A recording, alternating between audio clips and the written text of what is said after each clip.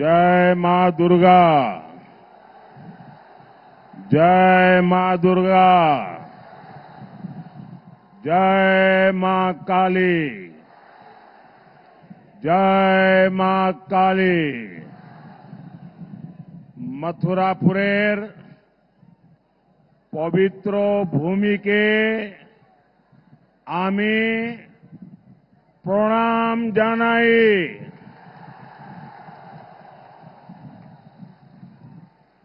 मैं पवित्र गंगा सागर को प्रणाम करता हूं। इस पवित्र तीर्थ में आप सभी का, माताओं बहनों का ये अनंत आशीर्वाद मैं देख रहा हूं। ये बताता है कि बीजेपी की विजय कितनी प्रचंड होने जा रही है। मुझे बताया गया कि परसों साइक्लोन के कारण यहां बहुत बारिश हुई, मंडप बनाना भी मुश्किल था, कोई जगह भी तय होना मुश्किल था कि कहां पर कार्यक्रम करेंगे। आखिर में कुछ ही घंटों में आप लोगों ने खुले में कार्यक्रम करने के लिए हिम्मत दिखाई और सूर्य देवता ने भी कृपा कर दी।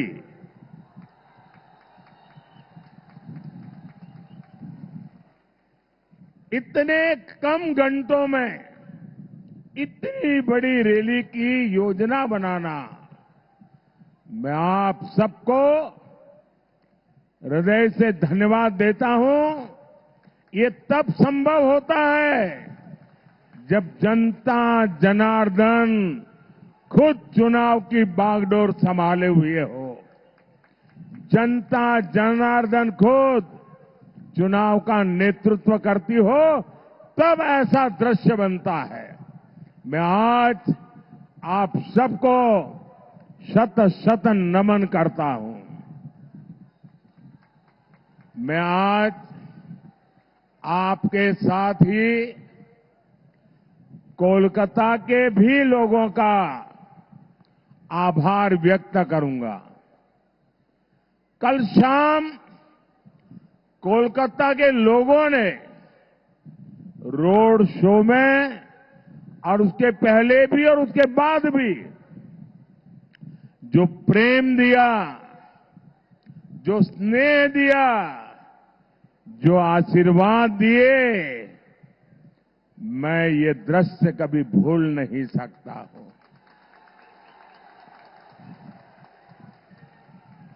मैं कोलकाता वासियों का भी इतना लगाव, इतना उत्साह, उमंग, इतने भरपूर आशीर्वाद जी भर के आज मैं उनका धन्यवाद करता हूं। साथियों, आपका ये स्नेह, ये साफ साफ संदेश दे रहा है। फिर एक बार, फिर एक बार, फिर एक बार, फिर एक बार, आभार एक बार, आभार एक बार, आभार एक बार। साथियों, 24 के इस चुनाव में बंगाल में ये मेरी आखिरी सभा है। इसके बाद मैं उड़ीसा चला जाऊंगा। कल आखिरी दिन मैं पंजाब में बिताऊंगा। एक प्रकार से कल शाम को प्रचार पूरा हो जाएगा और उस अर्थ में बंगाल की ये मेरी 2024 के चुनाव की आखिरी सभा में इस पवित्र मिट्टी के दर्शन करने का मौका मिला है। आपके उत्साह और उमंग को अनुभव करने का मौका मिला है। 2024 का ये लोकसभा चुनाव कई मायनों में अलग है, अद्भुत है। ये चुनाव आगे बढ़कर के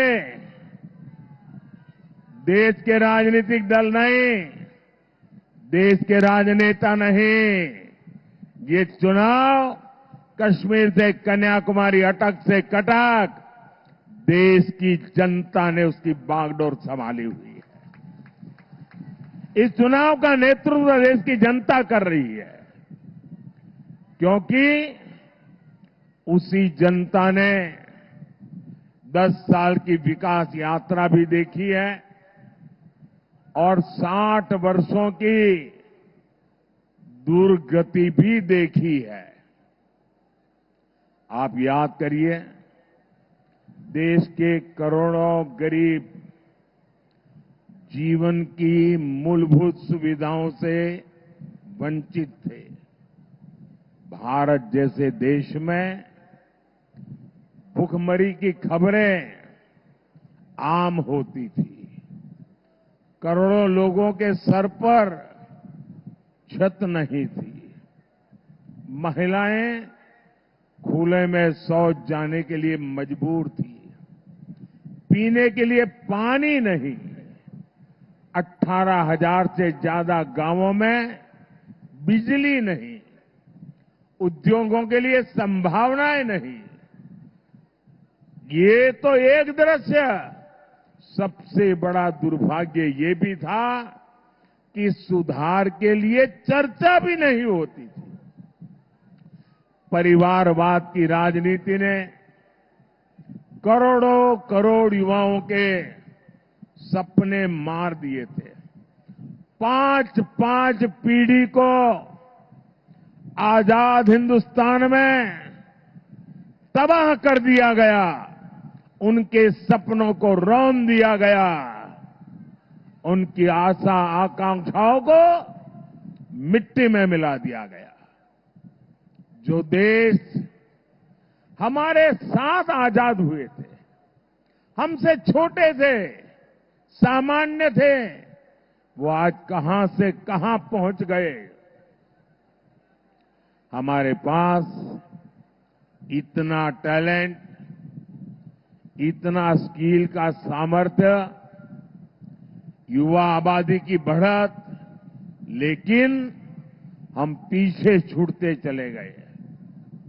वही भारत आज जब नई रफ्तार से आगे बढ़ रहा है तो पूरी दुनिया देख रही है।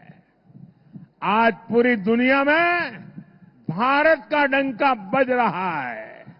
बज रहा है कि नहीं बज रहा है? आज दुनिया में भारत का डंका बज रहा है कि नहीं बज रहा है? अमेरिका में भारत का डंका बज रहा है। यूरोप में भारत का डंका बज रहा है। ऑस्ट्रेलिया में भारत का डंका बज रहा है। जापान में भारत का डंका बज रहा है। ये किसने किया? ये किसने किया? ये किसने किया? ये किसने किया?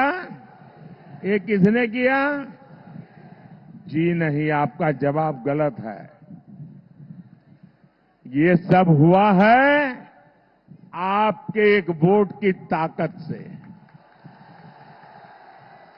ये आपका वोट जिसने मोदी को मजबूत बनाया, और मोदी की मजबूत सरकार ने दुनिया में भारत का झंडा फहरा दिया।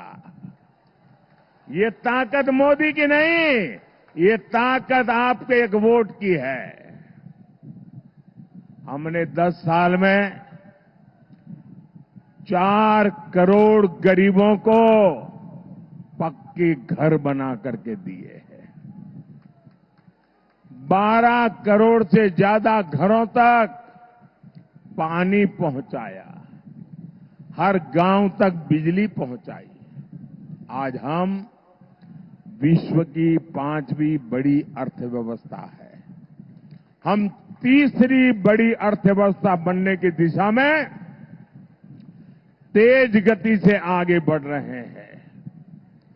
अब भारत विकसित भारत बनने की राह पर चल पड़ा है। अब आने वाले 5 साल स्वर्णिम भारत के निर्माण में निर्णायक भूमिका निभाएंगे।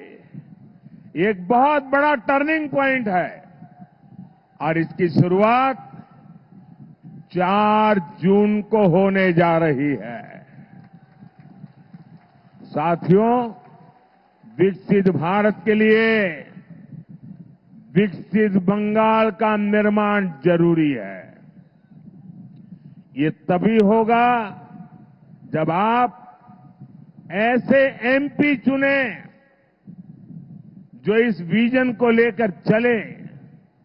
इसलिए मुझे बंगाल से ज्यादा आप कमल जिताकर भेजेंगे, इसका आशीर्वाद चाहिए।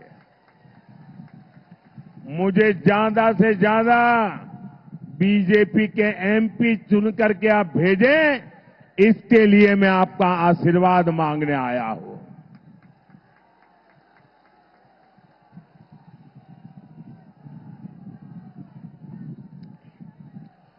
मैं आपको भरोसा देता हूं, मैं आपको गारंटी देता हूं, मैं विकसित बंगाल बनाने के लिए पूरी ताकत लगा दूंगा। साथियों, टीएमसी और इंडी जमात वाले बंगाल को विपरीत दिशा में लेकर जा रहे हैं। बीजेपी पर बंगाल के लोगों का प्यार टीएमसी को बर्दाश्त नहीं हो रहा है। इसलिए टीएमसी बुरी तरह बौखलाई हुई है।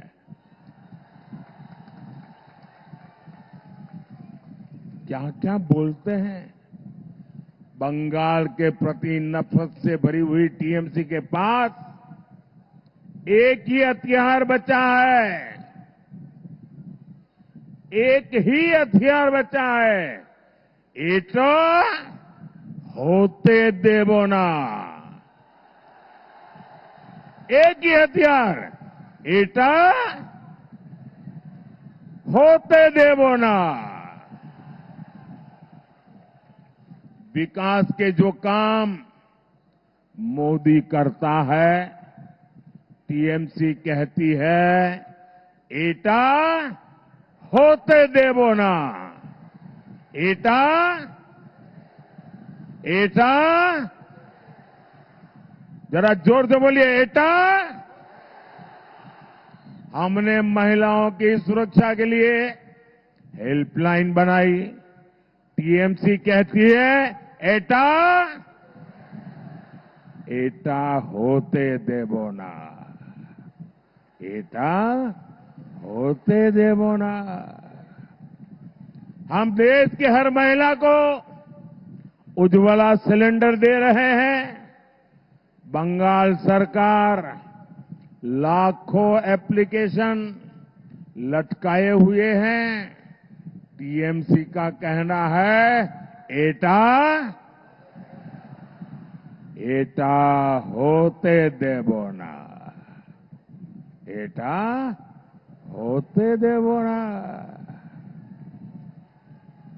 मोदी ने हर गरीब को मुफ्त इलाज की गारंटी दी। अब हम 70 वर्ष से अधिक उम्र के हर बुजुर्ग को बीमारी में मुफ्त इलाज देंगे। लेकिन टीएमसी बंगाल में आयुष्मान योजना नहीं लागू होने दे रही है। टीएमसी कह रही है एटा एटा एटा होते देवो ना। साथियों, टीएमसी की जीत का बहुत बड़ा नुकसान इस क्षेत्र के लाखों फिशरमैन को हो रहा है। केंद्र सरकार मछुआरे भाई बहनों के लिए इतनी सारी योजनाएं चला रही है। हमने मत्स्य पालकों को, फिशरमैन को किसान क्रेडिट कार्ड की सुविधा दी। यहां रायदीगी में हमने फिश कल्चर सेंटर दिया। हमने पीएम मत्स्य संपदा योजना शुरू की। इसके लिए 20,000 करोड़ रुपए से ज्यादा का फंड दिया। लेकिन टीएमसी सरकार का यहां भी वही रवैया, एटा एटा एटा होते देवो ना। टीएमसी बंगाल में फिशिंग से जुड़े केंद्रीय कानून लागू नहीं होने दे रही है। इससे फिशरमैन को इंश्योरेंस क्लेम लेने में दिक्कत आ रही है, बीमा नहीं मिल रहा है। लेकिन टीएमसी वालों को आपकी चिंता नहीं है।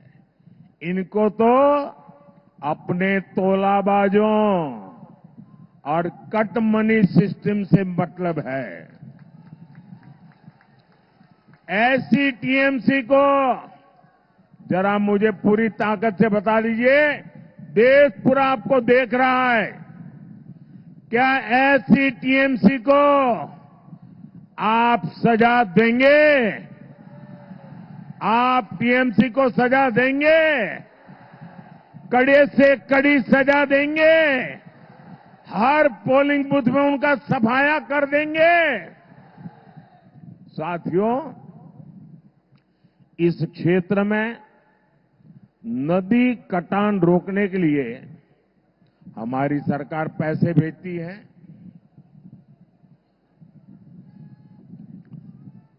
वो पैसा टीएमसी खा गई। इनका एक ही एजेंडा है, इनको हर चीज में काटमानी चाहिए। इनको तो काटमानी चाहिए। गरीबों के राशन में, पीएम आवास में, यहां तक कि बच्चों के मिड डे मील तक में काटमानी चाहिए, काटमानी चाहिए। साथियों, टीएमसी बंगाल के लोगों से इतनी चिढ़ी हुई है, टीएमसी बंगाल की पहचान को खत्म करने में लगी है। ये बंगाल के मठों को, साधु संतों तक को नहीं छोड़ रही। टीएमसी, इस्कॉन, रामकृष्ण मठ और भारत सेवाश्रम संघ जैसी संस्थाओं को गाली दे रही है। इसके गुंडे मठ पर हमला कर रहे हैं। राम मंदिर 500 साल बाद अयोध्या में प्रभु राम का मंदिर बना।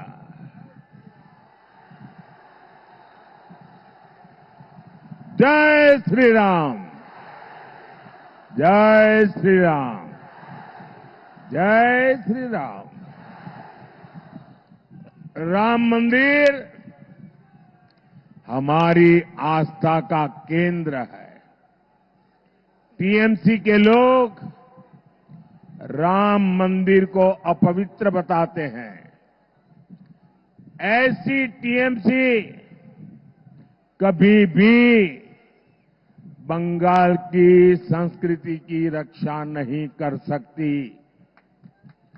भाइयों और बहनों, अब तो टीएमसी सरकार तुष्टीकरण के लिए देश के संविधान पर भी खुलकर हमला करने लगी है। हमारे संविधान ने दलितों, पिछड़ों को आरक्षण दिया है, लेकिन बंगाल में उस आरक्षण की खुली लूट हो रही है। मुसलमानों के फर्जी ओबीसी सर्टिफिकेट बनाए जा रहे हैं। ओबीसी समाज का हक छीनकर मुसलमानों को दिया जा रहा है। कोलकाता हाईकोर्ट ने ये फर्जी सर्टिफिकेट रद्द कर दिए। टीएमसी हाईकोर्ट का आदेश टाल नहीं सकती, लेकिन मुसलमानों में झूठ बोल रही है, भ्रम फैला रही है। आप कल्पना करिए, तुष्टीकरण के लिए ये लोग किस सीमा तक जाने को तैयार है।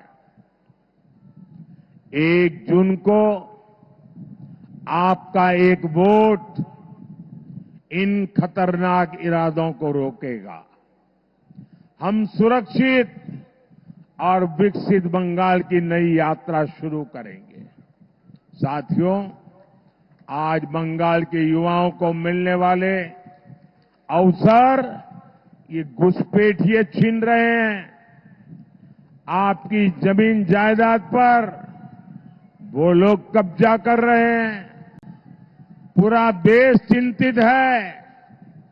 बंगाल के सीमावर्ती इलाकों में डेमोग्राफी बदली गई है। इन लोगों ने सीएए का इतना विरोध क्यों किया? सीएए को लेकर इतना झूठ क्यों बोला? इतना झूठ क्यों फैला रहे हैं? लेकिन बंगाल में इन्हें अवैध घुसपैठियों को बचाना है। जो हिंदू शरणार्थी है, जो मतुआ समाज के लोग हैं, टीएमसी उन्हें यहां नहीं रहने देना चाहती। लेकिन आप चिंता मत करिए, 4 जून के बाद टीएमसी के इन सारे हथकंडों की हवा निकलने जा रही है।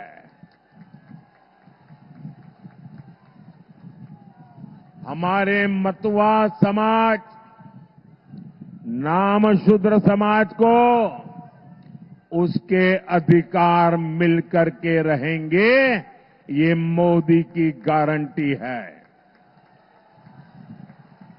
सभी शरणार्थियों को आन बान शान के साथ भारत की नागरिकता मिलेगी, ये मोदी की गारंटी है। साथियों, टीएमसी ने बंगाल और इस क्षेत्र को विकास से वंचित रखा है। लोग भी समझ चुके हैं, ईमानदारी से विकास ये केवल और केवल बीजेपी ही कर सकती है। हमने यहां 2 फूड प्रोसेसिंग यूनिट्स लगवाई है। हम कोलकाता पोर्ट के कंजेशन को भी कम करने के लिए काम कर रहे हैं। आप बीजेपी को बंगाल में मजबूत करिए। आपकी हर अपेक्षा बीजेपी ही पूरा करेगी। साथियों, इस बार आपका एक वोट देश की राजनीतिक दिशा भी बदलने का काम करेगा। 4 जून के बाद अगले 6 महीने में देश में बहुत बड़ा राजनीतिक भूचाल आने वाला है। ये परिवारवादी पार्टियां अपने आप बिखर जाएगी। इनके कार्यकर्ता भी अब थक चुके हैं। वो भी देख रहे हैं कि देश किधर जा रहा है और ये पार्टियां किधर जा रही है। साथियों, हमारे साथ यहां मंच पर बीजेपी के 3 प्रत्याशी उपस्थित हैं। मथुरापुर से श्री अशोक पुरकायत जी, जयनगर से डॉक्टर अशोक कंडारी जी और डायमंड हार्बर से अभिजीत दास बॉबी जी। मेरा आग्रह है, इन्हें भारी बहुमत से विजयी बनाएं। इन्हें दिया हुआ आपका वोट मेरी शक्ति बढ़ाएगा। मैं रविंद्रनाथ टैगोर को याद करते हुए अपनी बात समाप्त कर रहा हूं और मैं बंगाल के लोगों का भी जो उत्साह, उमंग और समर्थन दिया है, इसके लिए आभार व्यक्त करते हुए आज की मेरी अंतिम सभा, इस चुनाव की अंतिम सभा का आखिरी दौर है। गुरुदेव रविंद्रनाथ ने कहा था, ओ आमार देशेर माटी, ओ आमार देशेर माटी, तोमार पोरे थेके,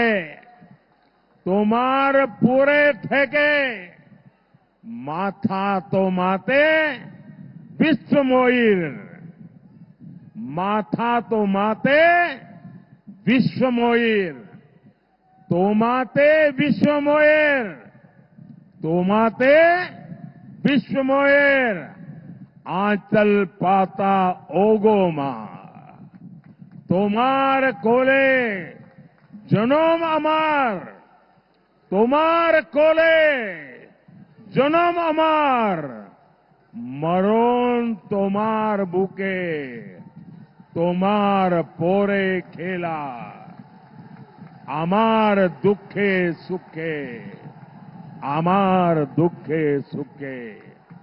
बोलिए भारत माता की, भारत माता की, भारत माता की। वंदे वंदे वंदे वंदे वंदे वंदे वंदे वंदे वंदे वंदे वंदे। बहुत बहुत धन्यवाद।